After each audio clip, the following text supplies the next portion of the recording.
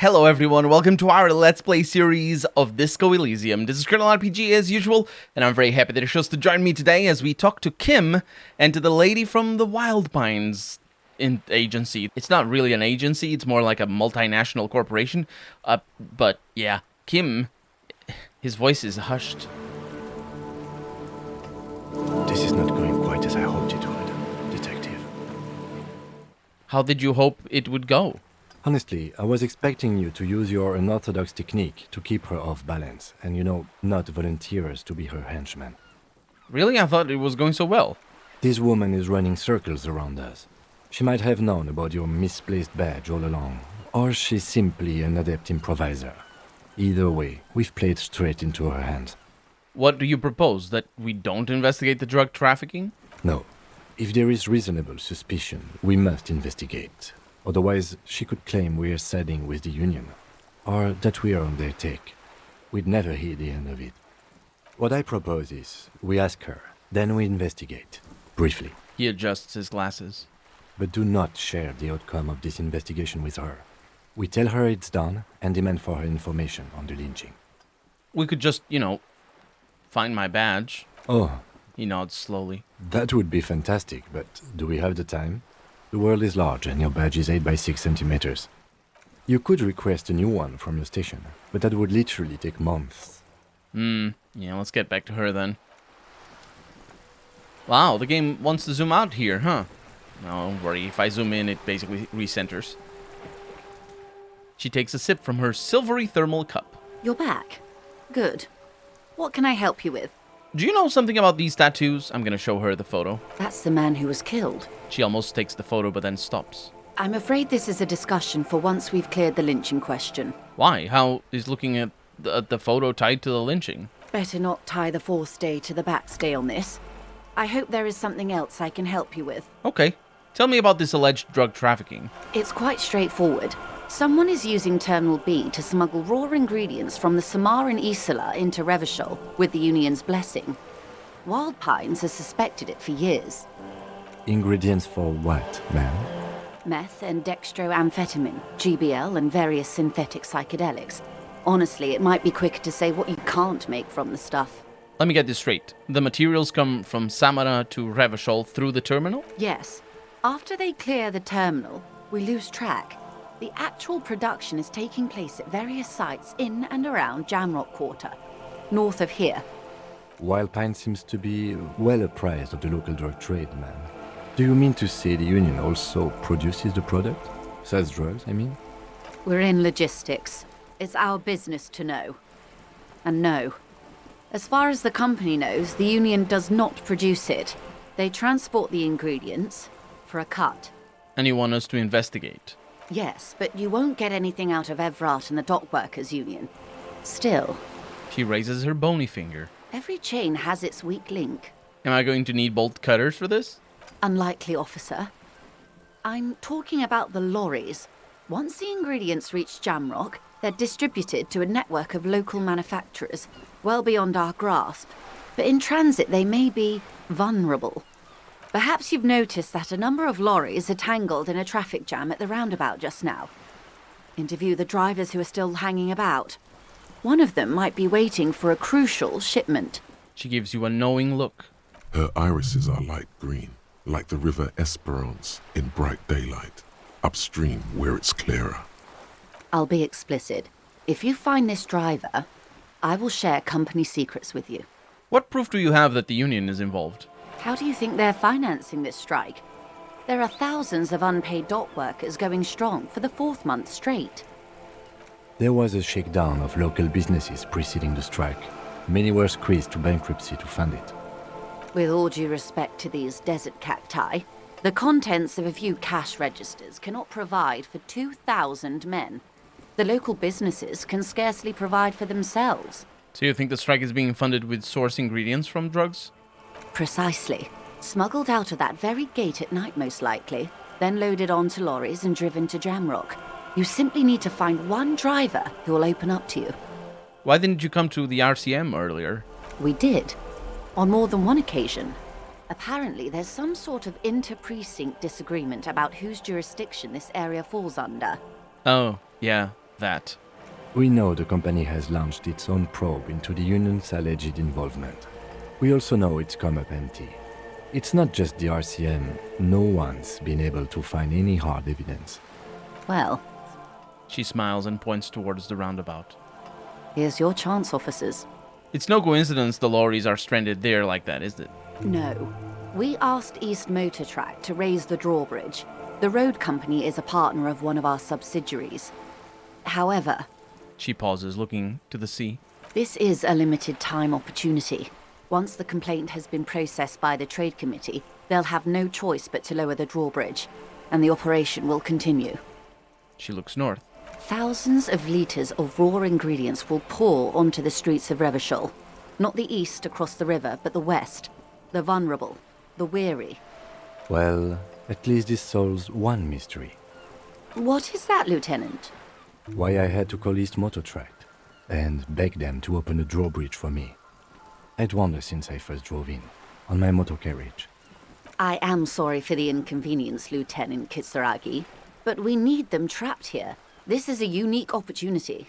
I'm sure you understand. Okay, I've made up my mind about the smuggling investigation. Yes? We will take this case, probe the driver, see what it yields. Excellent.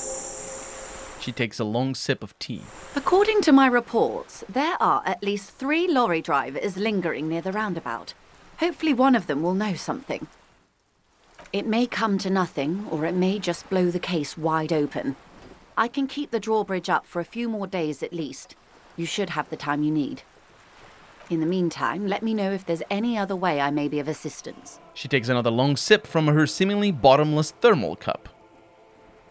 You seem smart. I need someone to give me a lowdown on this reality we're in. This reality. She pulls her hood closer around her neck. Yeah, it's related to that medical episode. I have trouble remembering even the most basic terms of reality. Ah, yes. The episode. She puts her thermal cup down and looks at you. Sounds like an acute case of encephalopathy now that I think of it. Don't be phased, madame. He functions perfectly well. He only needs a lowdown on all of reality. We may be here a while then. She takes a long sip of tea. Ask away, officer. I'll help however I can. All right, we're in. I know these all look good, but begin with the first, okay? Sounds good, Encyclopedia. Where are we? We're in Martinez, baby. Baby? A casual term of endearment popular among the 50-plus crowd. It's a disco holdover, pay it no heed. I'm a disco holdover myself. She smiles. Aren't we all? And what is Martinez? Martinez is a district of Revachol. She looks around, her green raincoat flapping in the wind. A very small district tucked away near the industrial harbour, north of the 881 and Jamrock. You would be excused for not knowing about it. Unimportant, they say. Forgotten, even. Shelled to smithereens during the Revolution. She shrugs. It has its charms, just not this time of year. You mentioned a sea. What sea is this? It's not really a sea, it's the Bay of Revachol. And the bay feeds into the ocean. Are we near the ocean? Yes. We're on an island in an ocean, the world's largest body of water, the Insulindic. Known to the early Revacholians as Les Immensités Bleues, the Blue Immensities. Tell me more about Martinez. I'm not a good ambassador. I've only been here once before, as a teenager. Not a lot has changed. She closes her eyes. There are ruins, a terminal, fishing boats, reeds, boys with boxy shoulders. This place used to be a province, a workers' resort before the city swallowed it and the artillery did its work. She opens them. The reeds are the real star of the show here now. The further down the coast, the wilder it gets. What's the name of this island? Caillou, as you already know. She looks to the waters. Imagine a pebble. A smoothed-over pebble amidst a great blue sea, misshapen, cracked. The cracks are the River Esperance. We're in the delta of this river, on the 6th branch, the Martinez distributary. It is clear this pebble is of enormous value to her. Okay, that's Martinez. What's Revachol? Revachol? Revachol is what you call a city. What kind of city is it? The great kind. What makes it great? History, detective. They built this city to resolve history. Our part in it, at least. Our centuries. They built it? Who built it? The nations of the Occident, or migrant workers from Semenine and Ile-Marat, depending on your creed. When was it built? In the DeLorean century. 380 years ago. Oh, why will it resolve history? They say it's where the terrible questions of our time will be answered. The tensions are highest, the fault lines deepest. By that I mean conflicts. Ideological conflicts. The stuff of men. But also maybe something else. The term is used later in the game for something else. Why here? We are standing on a fertile, self-sufficient island able to sustain up to 200 million people. In the middle of the Incidentally Ocean, the world's connective tissue. She smiles. It's where the money is. So we're in an unimportant part of an important place. I think it's fair to say so. She points across the water where the skyscrapers rise. Martinez is about... A collection of tall ghosts behind the water vapor, light reflecting off their glass windows. 22 kilometers from the center of the world. That soldering iron is the Bank of the World building. The bottom floors are Insiacom. Coalition government, Insulindian Mission Command. I'm gonna look to the sea. Silence. She lowers her hand. The water, the light. It's as though you're seeing it for the first time. There is no recognition, only the immensity of the sea and the cold radiating from it. Where are we? We are where we are. I have no truer answer to give, unfortunately. She watches you closely as you scan the horizon. And I have jamais vu, which is the opposite of déjà vu. It means I've never seen, or never seen. Actually, for it to be never seen, it has to have an E at the end, I think. So it's never saw. Revachol Special Administrative Region, Le Caillou, the Insulindian Ocean Coalition Government, Insulindian Mission Command. Name after name, and none of them is familiar. They seem real, but something is wrong. You feel like a kid looking at stickers on the fridge.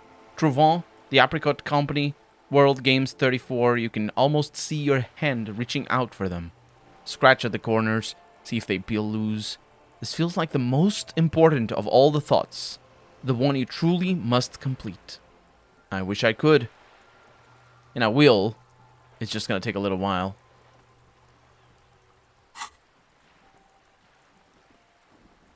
This is one thought you need to complete. Where are you?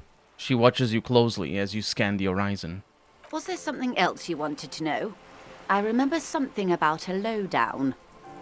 This has been informative. Thank you, ma'am. I'm sure my memory-impaired partner has many more questions to ask. He turns to you. About even more fundamental aspects of reality. Might I suggest not asking them all right now? Ma'am, Messier will be here later too, and tomorrow. Isn't that true, ma'am? Absolutely. My commitment here is long-term. You're right, Lieutenant. I'll continue later. Actually, you know what I want? I remember... For some reason, I regret this. I think I chose this in my first playthrough, and then I couldn't come back to the questions I wanted to ask. But I want to know everything now. That is understandable. But perhaps it's better not to eat all your candy at once. Indeed. I'm always at your service. We have some white checks in here. That's really good. What times are these? These are unimportant times, Detective. She puts her finger to her lips and then points at you. You and I were born after the dust had settled. 1,000th of a second too late. Too late for what? For the big time. Her eyes light up. There's a flash of teeth. The smile of a predator. No doubt what she's got in mind. Times of... Yeah. What's the big time? The revolution. She says. I was gonna say times of revolution, but I didn't mean to presume. I was right, though. Huh. And what is this revolution I keep hearing about? It's quite easy. Every 100 years or so, our species gets together to decide what's next, who gets shot in the head, and who gets the mineral rights. It's a real kerfuffle. And who got the mineral rights? The liberals got the mineral rights. She looks up at the sky, then inland at the crumbling city. And by mineral rights, I mean everything. Okay, but by liberals you mean... Liberals are usually middle-class people, Detective. Or the remaining gentry. The beneficiaries of the pre-revolutionary arrangement. Some were rich enough to stay with the Constitution, with monarchy. Big mistake. Others bet on the revolution. They were called the ultras, or ultra-liberals. They fared well. How did the liberals win it all? They didn't win so much as survive. We were the last ones standing when the war ended. Everyone else got shot in the head, remember? We. If everyone got shot, who was there to surrender to? To foreign intervention. The coalition. Those people really took the mineral rights. Wait, you just said the liberals already took everything. The liberals took everything that wasn't nailed to the ground. The coalition took the ground. She stomps her rubber-booted foot. The ocean, the laws, and the people. Who are the coalition? The coalition of nations. Grad, Mesk, Vesper, Messina, Oranje, and Sur-le-Clay. The armed center of the world. They landed here and ended the revolution. It was the moralist thing to do. The word moralist is really, really difficult to parse. Just by what the game gives us, there's serious political theory behind the word, or I suppose there's definitely political theory behind the usage of the word, but there's meaning. What I mean to say is that you can read a lot into why they're called moralists. We're going to learn about that in a little bit. Something I'm now wondering, with the benefit of knowing a little bit more about the setting than I would have known if I had just played these first two episodes. I think the coalition is a not-so-veiled analogy to the United States. I might be wrong. On that. But let's try and look at that. Let's try and look at what the game gives us with that perspective. It's not very often that we hear of the coalition, but certainly the role... The moralists... I don't think the moralists are the ultra-liberal, though. It's dangerous to read too much into analogies and made-up worlds and all that. Obviously, it isn't a one-to-one. They're not specifically talking about the United States or anything. It's just, in a certain way, the coalition of nations kind of sounds like the United States. And all the names, the focus on all the names is really interesting because you don't talk about, California, New York, Texas. When you talk about the United States, you talk about the federal government, which in and of itself is another issue, or issue that can be discussed, I should say. Moralists. The moralists believe in keeping everything exactly the way it is. They believe in mineral rights, and not shooting people in the head. The mineral rights here being obviously a reference to private ownership of land, because that's what we're referring to here. But at the same time, the moralist part of it, and why it is difficult without, without you having you as a player or as a viewer of this Let's Play having an understanding of a little bit of political theory regarding liberalism, understanding why it's a moralistic.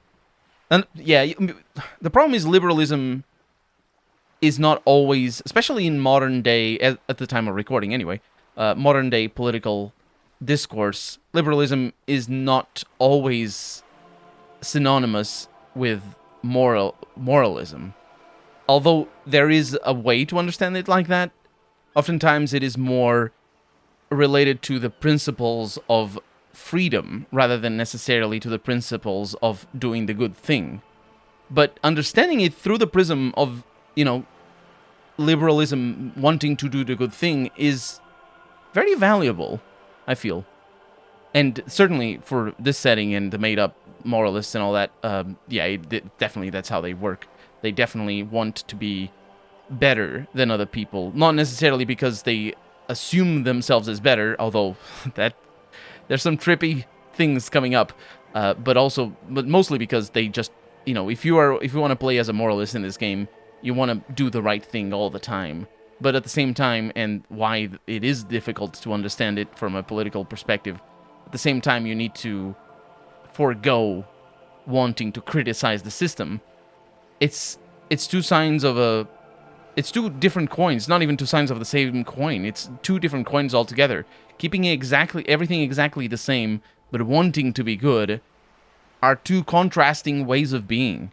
Because if you want to be good, you need to fix the way things are.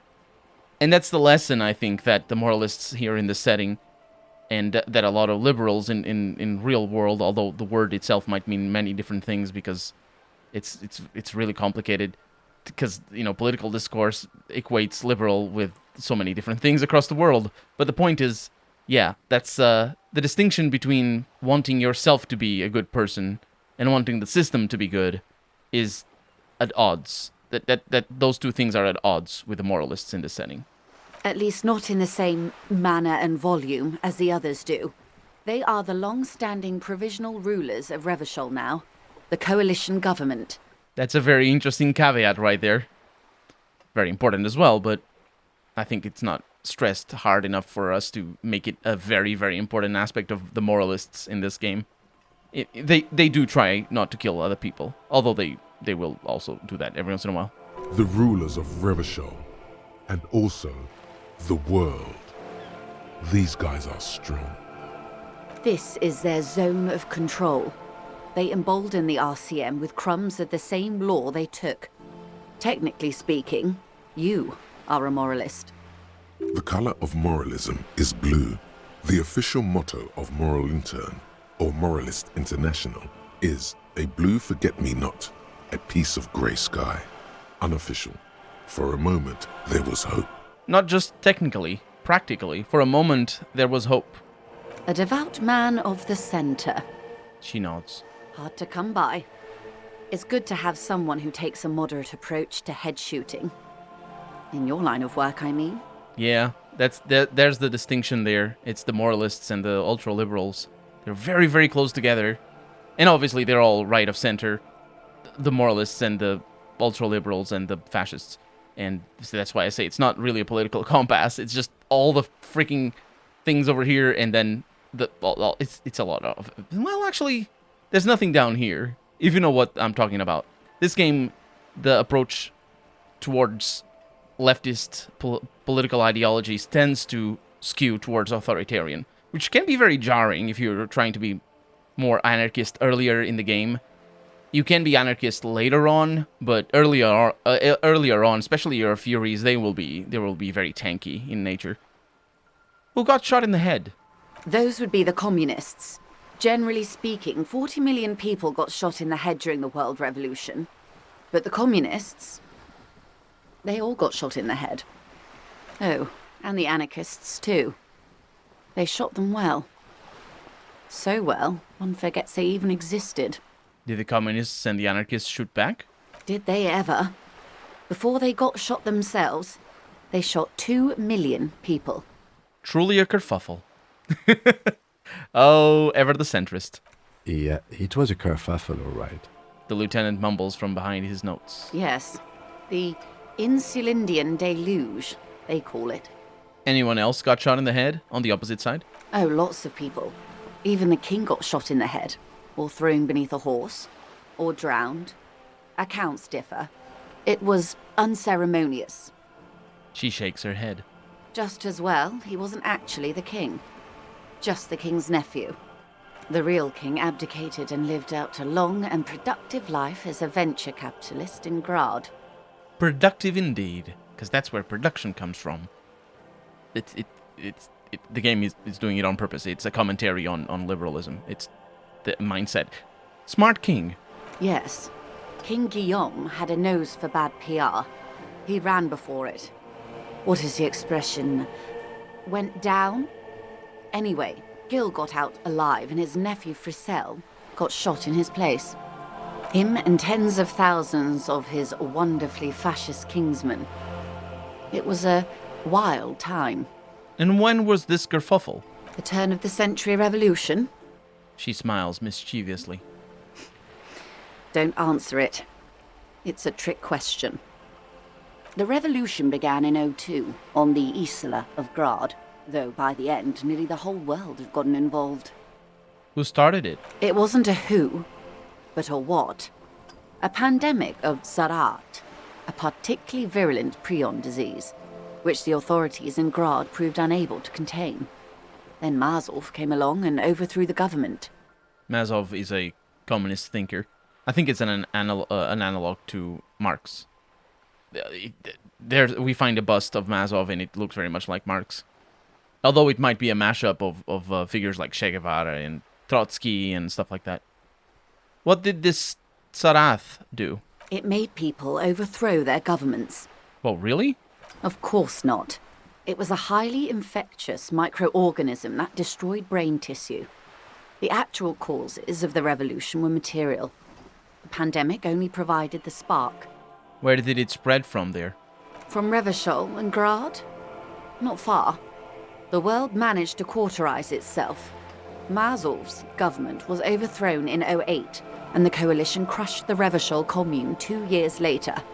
It was the end. What came next? Why? You and I, officer. She spreads her arms, raincoat flapping in the wind. Our lives in the zone of control. What is the zone of control? A city-state divided into free market zones under the everlasting interregnum of the Coalition of Nations. And you, of course, the citizens' militia. The everlasting interregnum. Interregnum means interval. But no, it doesn't mean interval. It means pause. That's the correct translation of that word. I mean, it's an English word, but it means a pause. It's an everlasting pause. But it means pause as in not a stop. It means as like a break. A little break. Huh. I think the divided into free market zones, that doesn't make sense, does it? I think there's this line specifically is trying to paint the whole coalition, or at least the coalition, as a sort of it's the double-sided thing. It's the paradoxical nature of moralism, isn't it? That's what it is. Huh. It's very blatant once you look at it and notice it. It's good that it's blatant. I don't remember catching it the first time around. Then again, at the beginning of the game, you don't fully know what moralists are. The zone of control is the third incarnation of Revachol, after the failure of the suzerain and the commune. What happened in the rest of the world? Modernity. They developed the marvels of the inter-islary communication, telematic milieus, radiation, colored plastics. Meanwhile, in Revachol West, the aftermath continues for the 5th decade. It's been like this for how long, exactly? 43 years. Hard to fathom, I know. What have we been doing all this time? The 20s saw a decade of urban war, west of the river leveled, offshore platforms in flames. Still, it's regarded as an improvement on what came before. '08 to '19 was simply hell. And after that? The 30s? Things settled down in the 30s. Revachol East transformed itself into the world's largest tax haven, with the international community's blessing. For the first time in a long time, it seemed like things were going somewhere. That's when they discovered disco. Yes, and quantitative easing. It was a market mirage, unfortunately. The 40s dispelled it. An Isla-wide hangover, you might say. So, here we are. She curtsies. Welcome to reality, baby. What would you have done differently? Good question. She cranes her neck. What would you have done differently? I would have made off with the mineral rights. You and everyone else. But that's got nothing to do with preventing the revolution. Oh, well. What was, I guess. Yep. That's enough about the times. They are what they are. Who knows? An afterbloom may yet come. Anyway, enough sentimentality. Is there anything else you want to know? That's not part of the motto, is it? The motto is there was once hope. Does that mean something? For Joyce? I wonder. I do wonder that. I wonder if she's being portrayed as a less than moralist. Anyway, what is this acute encephalopathy that you mentioned? It's a neurological disorder caused by a lack of vitamin B in the brain. Symptoms include a retrograde amnesia. It's quite serious. You should get yourself checked out. What causes encephalopathy? Well, it's either bariatric surgery or long-term alcohol use. Oh, it's definitely the drinking. She nods slowly. What this boils down to is, this reality thing is stupid. Blow this joint, grab a bottle, and drain that shit right down your throat. Wipe that urge from your mind and get back to reality. She stares at you, head tilted to the side, with a slightly concerned look on her face. But we're out of time for the day, so for right now, I'm Colonel RPG, and this has been Disco Elysium. I really hope you've enjoyed it, and if you did, go ahead and leave a comment, like the video, but above all, thank you so much for watching, and I hope I'll see you next episode. Bye-bye.